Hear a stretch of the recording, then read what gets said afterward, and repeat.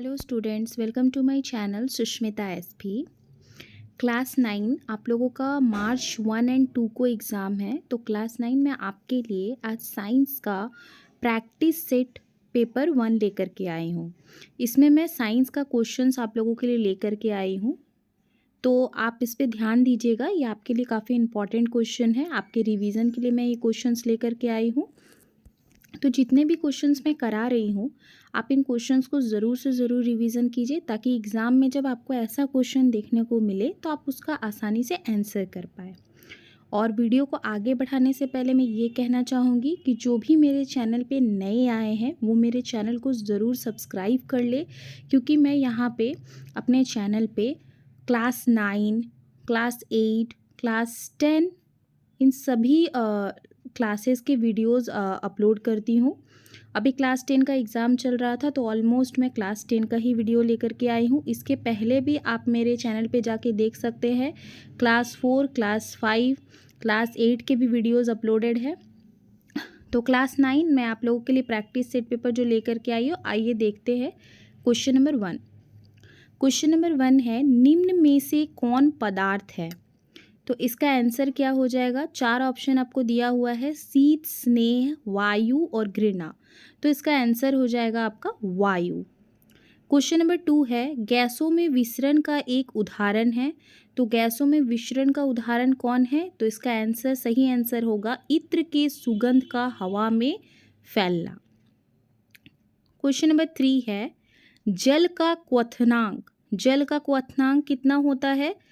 तो आप सभी को पता ही होगा, 100 डिग्री सेल्सियस होता है जल का क्वथनांक। क्वेश्चन नंबर 4 है, शुद्ध जल का क्वथनांक क्या है?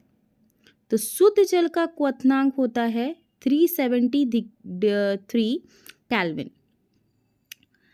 नेक्स्ट क्वेश्चन आपका है 5 नंबर, बर्फ का गलनांक। बर्फ का गलनांक क्या होता है? 0 डिग्री सेल्सियस या 273 केल्विन। क्वेश्चन नंबर 6 है, 0 डिग्री सेल्सियस पर जल की भौतिक अवस्था क्या होगी? तो क्या होगी? ठोस अवस्था में होगी 0 डिग्री सेल्सियस पे। क्वेश्चन नंबर 7 है आपके लिए, गर्म भोजन या इत्र की गंध दूर तक किस कारण से फैल जाती है? तो ये विसरण के कारण फैलती है। क्वेश्चन नंबर 8, 373 डिग्री सेल्सियस तापक्रम बराबर है किसके? तो 646 केल्विन के। क्वेश्चन नंबर 9, 25 डिग्री सेल्सियस तापक्रम बराबर है कितने के? तो 298 केल्विन। 300 केल्विन तापक्रम बराबर है 27 डिग्री सेल्सियस के। क्वेश्चन नंबर 11 है, निम्न में किसमें कणों की अधिकतम गति होती है? तो किसमें होती है? गैस में होती है।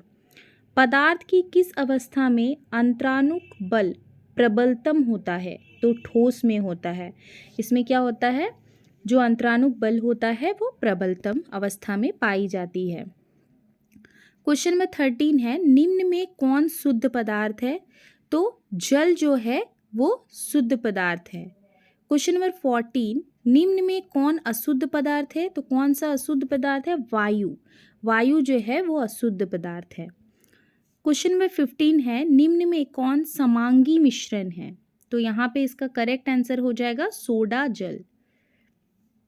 निम्न में कौन विषमांगी मिश्रण है? तो विषमांगी मिश्रण कौन है? वायु। समांगी मिश्रण को कहा जाता है, क्या कहा जाता है? विलयन कहा जाता है समांगी मिश्रण को। 80 नंबर क्वेश्चन आपका है, जल के एक अणु में हाइड्रोजन एवं ऑक्सीजन के भार का एक अनुपात होता है, क्या अनुपात होता है उसका? तो 1:8 होता है जल के अणु में हाइड्रोजन एवं ऑक्सीजन का।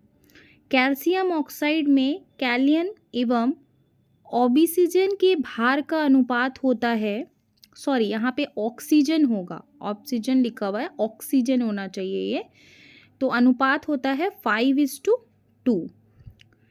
क्वेश्चन नंबर 20 है, निम्न में कौन सा तत्व बहुपरमाणुक है? तो कौन सा होगा? सल्फर हो जाएगा आपका। जल का रासायनिक सूत्र है, जल का रासायनिक सूत्र आप सभी को पता होगा, H2O। सल्फर का आणविक सूत्र है Sg। ये सूत्र जो है बहुत इंपॉर्टेंट है, ये आता है क्वेश्चन में, तो इसको बहुत अच्छे से याद कर लीजिएगा आप लोग। क्वेश्चन नंबर 23 है सल्फ्यूरिक अम्ल का रासायनिक सूत्र है, तो सल्फ्यूरिक अम्ल का रासायनिक सूत्र क्या होगा? H2SO4। बेकिंग पाउडर, ये क्वेश्चन हमेशा जनरली पूछा जाता है। बेकिंग पाउडर खाने वाला सोडा का रासायनिक सूत्र क्या होगा? NaHCO3। Question number 25 ferric oxide का सूत्र है, क्या होगा फेरिक ऑक्साइड का सूत्र? Fe2O3।